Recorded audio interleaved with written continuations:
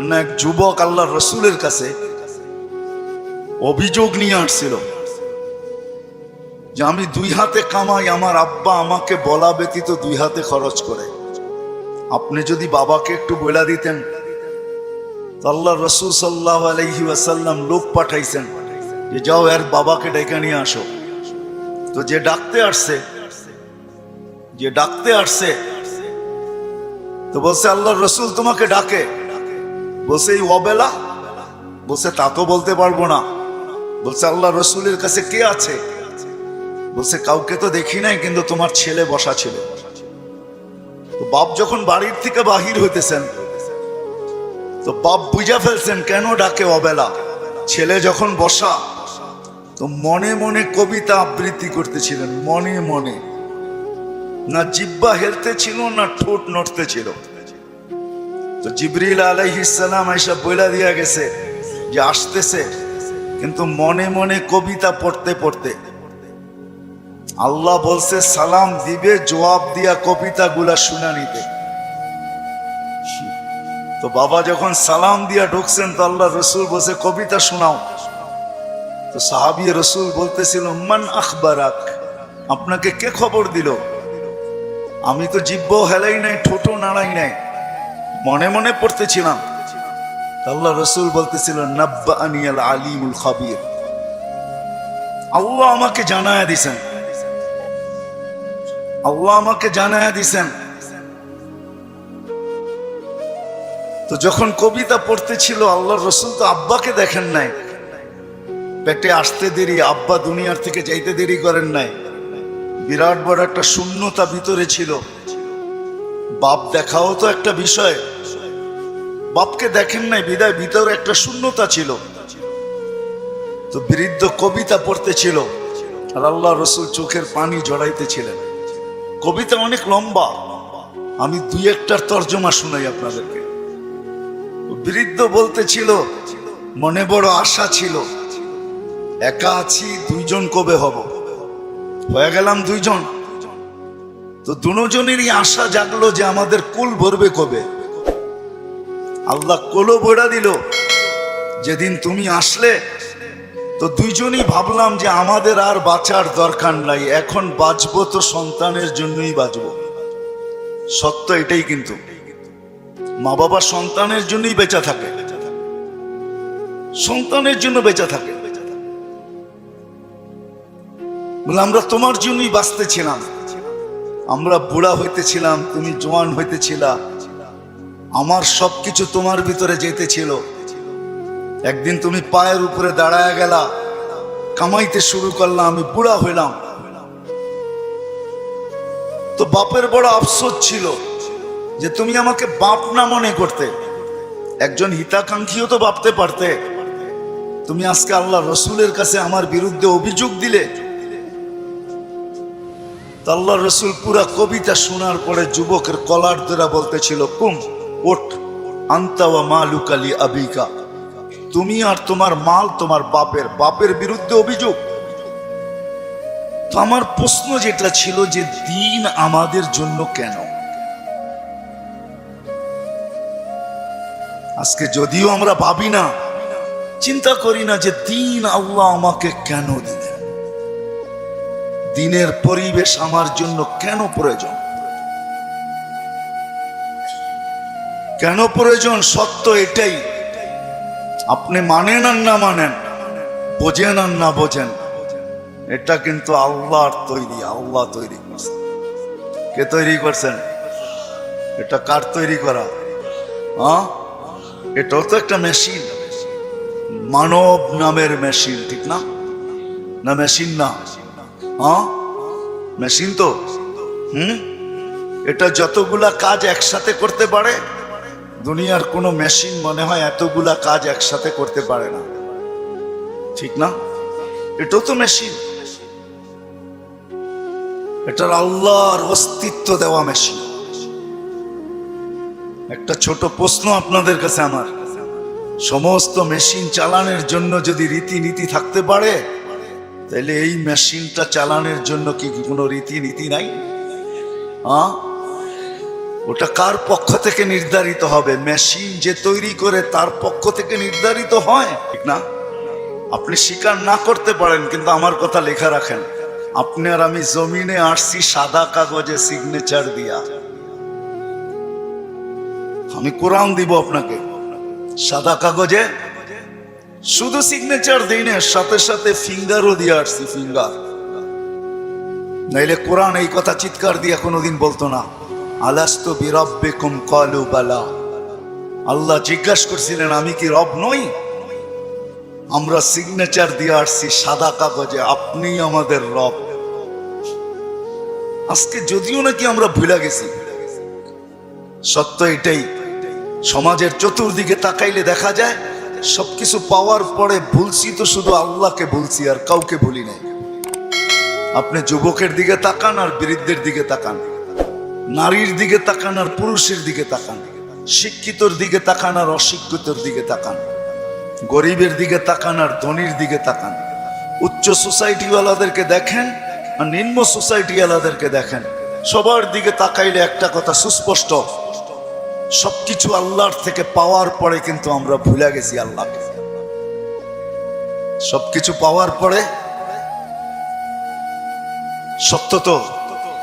হ্যাঁ, যদি প্রমাণ চান আমি দিতে পারি, প্রমাণ চান আমি যুক্তি দিয়ে দিতে পারি। বলেন ডেলি অক্সিজেন নেন কার? কে অক্সিজেন দেয় আমাদেরকে? হ্যাঁ মানেন? হ্যাঁ, আমার তো বুঝে আসে না আপনাদের এলাকায় ঢোকার পরে যে উন্নত বিশ্বের কোনো লোককে যদি এই এলাকায় ছেড়ে দেওয়া হয়, বা ঢাকা শহরের গণবসতি এলাকাগুলাতে ছেড়ে দেওয়া হয়, বা পুরান ঢাকার কোনো গলিতে ঢুকাইয়া দেওয়া হয়, ও মনে হয় বাহির হয়ে ভাববে যে এইখানের মানুষ অক্সিজেন নেয় কি করে, ঠিক না? মনে হয় বুঝাইতে পারি না, কিন্তু আমাদের নিতে কোনো অসুবিধা হয়?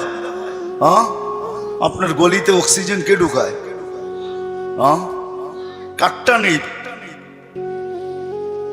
প্রতিদিন কার অক্সিজেন কতটুকু নেই জানি? হ্যাঁ, পার হেড 550 লিটার নেই। মাছ যদি 30 দিনে হয় তাহলে আর আপনি আর আমি 16,500 লিটার পার মান্থ নেই অক্সিজেন। বলেন এখানে আমরা যেই কজন বসা আছি ডেলি কতবার মন খুইলা আল্লাহ বলি? আল্লাহ, কতবার মন খুইলা আল্লাহ বলি? আল্লাহ যদি জিজ্ঞাসা করে তুই আমাকে এরকম করে ডাকিস কেন, তো আমি ভিতর থেকে যেন জবাব দিতে পারি, মালিক 24 ঘন্টা তোমার অক্সিজেন নেই, 1 টাকা বিলও তুমি নাও না। অথচ আমরা 2020-এ দেখছি এখনো মিডিয়ায় থাকতে পারে ঢাকার এক হাসপাতাল মাত্র আধা ঘন্টা অক্সিজেন দিছে আর 84,000 টাকা বিল বানাইছে, আর আমরা 24 ঘন্টা অক্সিজেন নেই। তুমি একবারও আমাদের থেকে বিল নাও না বা চাও না। আমার মন চাইলো তোমাকে আমি একবার মন বইরা আল্লাহ বইলা ডাকি। 3 দিন পর্যন্ত ঘরে পানি ব্যতীত কিচ্ছু নাই, 3 দিন চলতেছে ঘরের অবস্থা, শুধু পানি আছে আর কিচ্ছু নেই। 4র্থ দিন সকালে ঘরের অভিভাবক বাহির হইতেছে আর বলতেছে দোয়া করো আজকে যেন কিছু মিলে। কিন্তু যখন সন্ধ্যায় ফিরতেছেন ওই দিনও কিচ্ছু মিলে নাই, ওই দিনও কিচ্ছু মিলে নাই।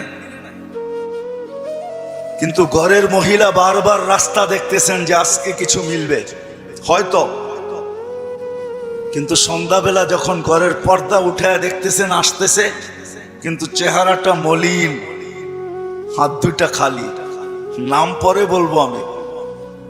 যখন একবারে ঘরের কাছে চলে আসছে, এখন আর আওয়াজ, পর্দা নষ্ট হবে না, তো আওয়াজ দিছেন আলী।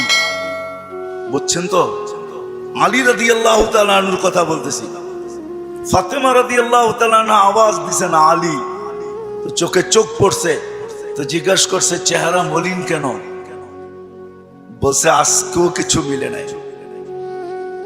তো ঘরের মহিলা বলতেছে ওয়াজাদনা শাকারনা লাম নাজিস সাবারনা, পাবো তো শুকরিয়া আদায় করব না, পাবো তো সবর করব। দুনো অবস্থায় আল্লাহ আমাদের সাথে। আর আলী এটা জানো, আল্লাহ যাদের সাথে থাকে তাদের চেহারা মলিন হওয়ার শোভা পায় না। একটু ভাবেন না, একটু ভাবেন না।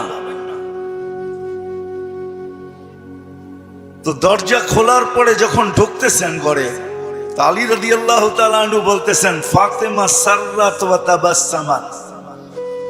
ফাতেমা মুস্কি মুস্কি হাসতেছিল। চতুর্থ দিনের ক্ষুধার্ত। এটা ওই দিনের কাহিনী যেই দিন হাসান হোসাইনকে আল্লাহর রাসূল জিহ্বা চোষায়া খিদা নিবারণ করাইছেন। ওই দিনের কাহিনী বলতেছি আমি।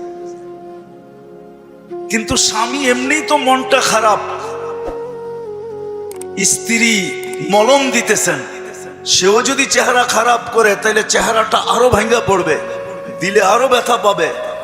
তো প্রথম সান্ত্বনা দিছে, আলী পাবো তো শুকরিয়া আদায় করব, না পাবো তো সবর করব। দুনো অবস্থা আল্লাহ আমাদের সাথে। আমাদের জন্য শোভা পায় না যাদের সাথে আল্লাহ থাকে চেহারা মলিন হোক। স্বামী যখন ঘরে ঢুকতেছেন, আলী রাদিয়াল্লাহু তাআলা আনহু বলতেছে, ফাতেমা সাররাত ওয়া তাবাসসামাত। ফাতেমা মুস্কি মুস্কি হাসতেছিল, আমার আগমনে খুশিতে নাচতেছিল। আলী রাদিয়াল্লাহু তাআলা আনহু বলতেছেন, আমি আর নিজেকে ধরে রাখতে পারি নাই, তো আমি কাঁধে হাত রাইখা দোয়া দিতেছিলাম, রহিমাল্লাহ, আল্লাহ তোমার উপরে রহমত নাযিল করো। বলেন এই সম্পর্কটা কতটুকু সুখী? আমাদেরও তো এরকম একটা সম্পর্ক আছে।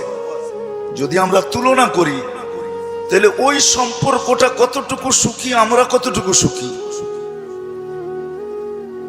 আমি কিন্তু অনেকগুলা জিনিস দেখায় বুঝাইতে চাইতেছি।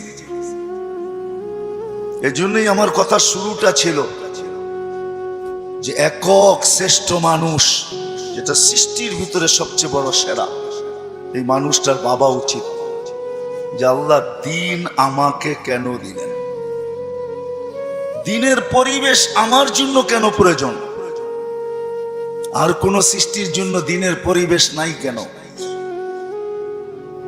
এটা ভাবা উচিত, চিন্তা করা উচিত। আমি কয়েকটা উদাহরণ দিলাম, হাজারও দেওয়া যাবে।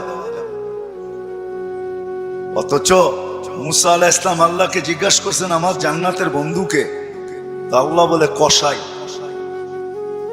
মুসা আলাইহিস সালাম ঠিকানা চাইছেন যে আমার জানা দরকার, কসাই এত বড় উচ্চ মর্যাদায় কি করে উঠলো, কি কাজের বিনিময়ে উঠলো যে আমার জান্নাতের বন্ধু হবে। তো মুসা আলাইহিস সালাম যায় দেখছেন, পুরা কাহিনীকে আমি শর্ট করতেছি,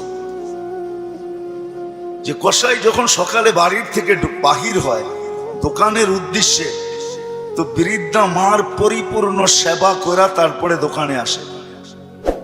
আবার যখন ফিরা যায়, মার মতো সত্তাকেও বৃদ্ধাশ্রমে রেখা আসে।